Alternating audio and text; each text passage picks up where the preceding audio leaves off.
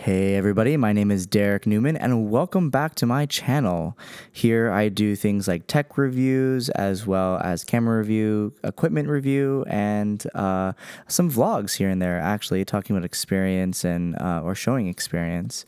But today we're going to be doing something a little different. Like the last time you saw me in this type of environment, we are going to be I'm going to be showing you highlights of my latest podcast episode.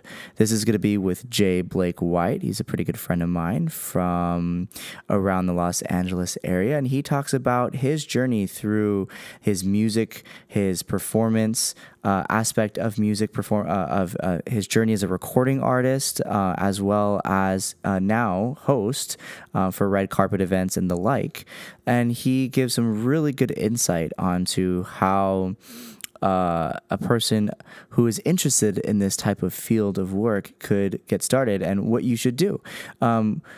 So yeah, without further ado, I hope you guys enjoy this video. In the description is going to be all of Blake's social media if you want to check him out further, if you want to contact or reach him through one of those outlets. If you have any comments or anything rings true to you, please put a comment in the description below for me. And if you really, really liked this video, please give it a thumbs up and please consider subscribing for more content like this. Okay, guys, I hope you have a great time watching the highlight, and I hope you guys enjoy the little snippets I'm providing for you here on YouTube. Great. Have a great day, guys. Peace. Hey, everybody. Welcome to episode number 2 of A Great Story Starts With. So my name is Derek, and with me today I have Blake White. He has been so amazing in this process of booking this and getting it all done, and here we are having a conversation about his process and his creative life and his passions, his goals, and all of that. So welcome, Blake. Thank you so much for coming. Thank you, Derek. It's good to be here. Thank you so much. Hey, everyone. Yeah. So one thing I wanted to just start off right at the bat, just introduce yourself. You know, yes. Who are you? My name is Blake White, Blake White, as some of you may know that, may hear this. And I'm a recording artist, an actor, and a host. Wow, that's so awesome. Yes. So elaborate that on a little bit, like hosting. So that's actually new. I didn't know you hosted. Yes, I do host, and I've been pursuing it professionally now, I would say, for the past 3 years. Okay. I got started with a Christian media outlet group that I saw via Twitter, and was really, really impressed by their content and just the way that they presented themselves in media, and reached out to them and said, hey, like, I would love to cover for you all. Like, are you all like adding contributors to your roster? And it happened to where I was able to sign on with them, I would say roughly around 3 years ago. And even before them, there was another media outlet group that I kind of did some work with. And a lot of people don't know this, but I have a background in radio. Oh, wow. So I would always do like PSAs, commercials, and all that stuff for radio. That's a lot of my volunteer hours in college came from that. Gotcha. So now on a professional level, when you say hosting or whatnot, it's kind of in the media journalism broadcast vein. And I have been migrating into entertainment news, also into lifestyle hosting, which is what you would see on like HGTV or something cool like Discovery Channel, something like that. That's a little bit more my personality. Gotcha. And then you said, obviously acting, and then you have you're a recording artist, so you do music. Yes. So tell me a little bit about that, the music side of things. So the music side of things, of course, I've been a singer all of my life. I am 28 and I started singing at the age of 4. And I didn't really start pursuing the industry like professionally for until about, I would say, around 6 years ago. Okay. I started with a competition that was on Fox at the time, American Idol. Started out on American Idol. After I did American Idol, I did another TV show called The Glee Project, and both reality competition series allowed me to gain more aspect into the industry, get a wider perspective as to, you know, what do I really want to do? What do I really want to, and of course, meeting Ryan Seacrest, I was like, oh, I could totally host. I totally want to do this. This is something. And then of course the performance aspect as well. You just never get out of that. You never get out of so awesome. wanting to share. So I've been at it now professionally for about 6 years, or being 10. Okay, you know, so then your love and music for your love and passion for music has been lifelong. It has, and you've always wanted to get into the music space and try to do it professionally. Although you are recording your own music 6 years professionally, correct? Like as a recording artist. With your own material. Wow, that's so awesome to be born into music and then just know that's where you want to be. Yeah, I mean, there's been ups and downs, obviously, right? So let's elaborate on that. What are the ups and downs that you've been through leading up to American Idol? First of all, leading up to it, up to American Idol. Yeah, well, I think the doubts, maybe. Yeah, for sure, because you know, you have, just like yourself, you have musicianship and musicality, the ability to express yourself musically, and you do it well. You know what I'm saying? So it's not necessarily, oh, this guy can sing, or oh, this guy sings, or even being a confident vocalist. It's of course an element of comparison as to like what's already out there. Sure. And, you know, back then, before American Idol, because I did that, like, I think it was sophomore, junior year of college. So it was 6 years ago, like, you know, creating. And so I led worship at my church, which was always a great positive outlet. So the performance aspect. And because then you're on stage, you know, you're in front of people. That really lets you break out of your shell, a very comfortable environment, right? Right.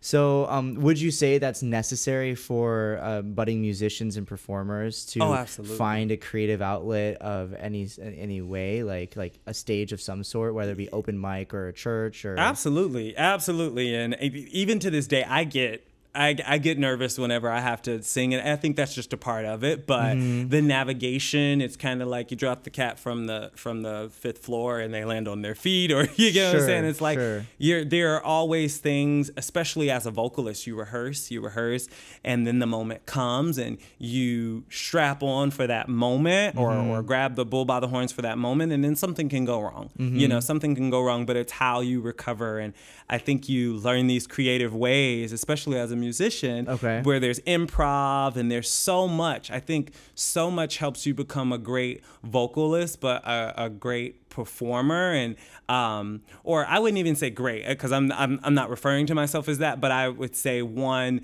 that is skilled and used to technique.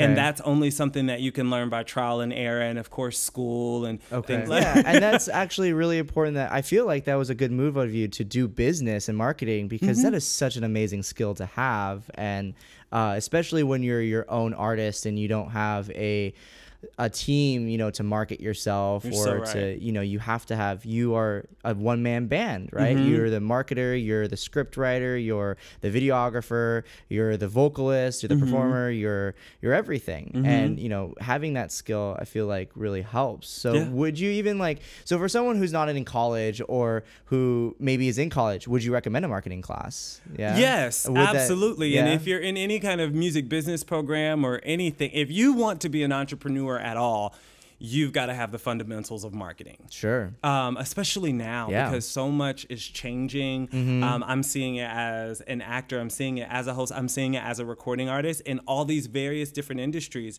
So much is changing and so much is budding. Like, you know, you owe it to yourself.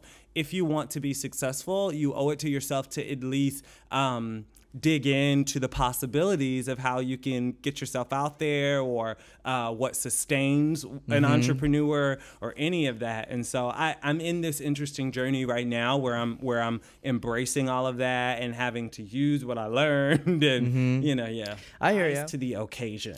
And then you mentioned a little bit ago that you know, you were in back-to-back productions and you didn't have that time to like, oh my gosh, I lost. And this is competition, right? There was a plane ride home. Sure. Okay, people. Like Okay. there was a plane ride home. But we cried. There was a little bit of time. Like I think we had shot in that fall, and so I had about a month and a half to be like, shoot, we're back home. Yeah, but at the same time, you jump back on the horse, and you have to be confident in yourself, and like you said, obtain feedback. How do you get better in that time instead of, you know, not being stagnant, you know, not doing anything after a major competition like that, or even a major audition, for example, or for theater or anything, right? Yeah.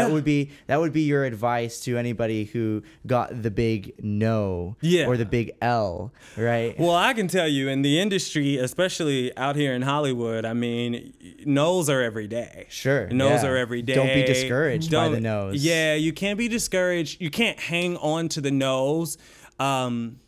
You know what? I've even gotten to a place to where it's like, give me a no. Give me a no. I just need to at least get in front of you. Sure.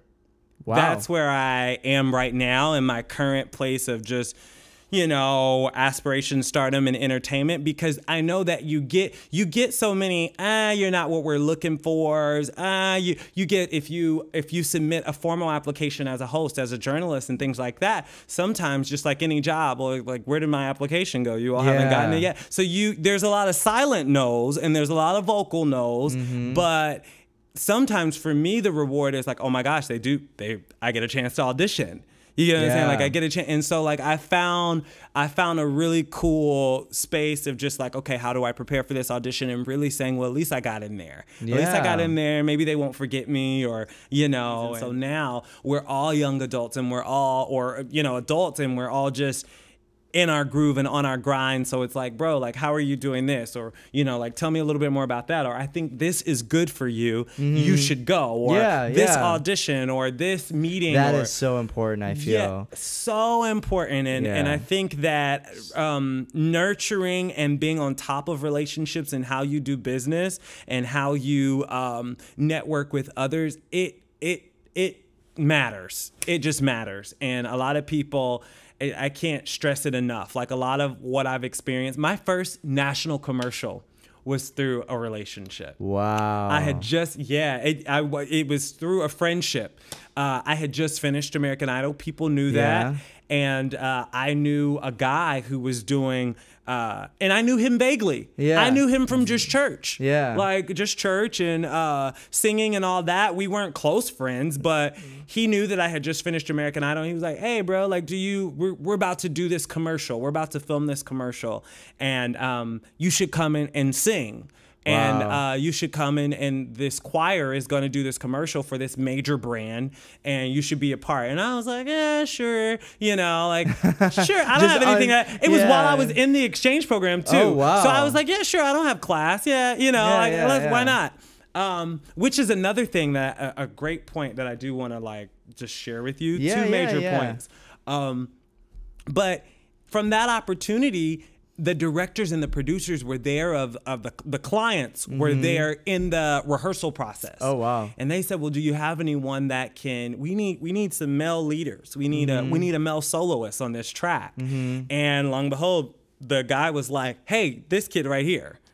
he was just on, like, let's put him on it. And that was my first national commercial, first major, like that one was all over. Just because of a candid relationship. Just because of a candid, like people just knew what you did, and you know, and I was in the middle. Thank you so much again for coming, Blake, and I really, really appreciate it, especially because it was so last minute. Yeah, it was. Next time. No, I'm joking. No. Anytime. I really believe in what you're doing here. This is really cool. Like, I think that it's going to be important for people to see people who are on their way and have passion, have drive, haven't made it yet, but are going to make it. They're going to. So my last question to you is going to be the title of this episode. So what makes a great story? Oh my gosh, what makes a great story? Wow, what makes a great story? One word. Experience. Experience. What makes a great story is experience, according to Blake. Perfect. I love it. Thank you so much for being right. with us. It was a pleasure having you. For all you guys out there, check out the YouTube channel. I'll plug all of Blake's social media in the description of my social media as well. And I hope you guys have a great day. It was such a pleasure. Thank you so much. No problem. Have a great day, guys. Peace.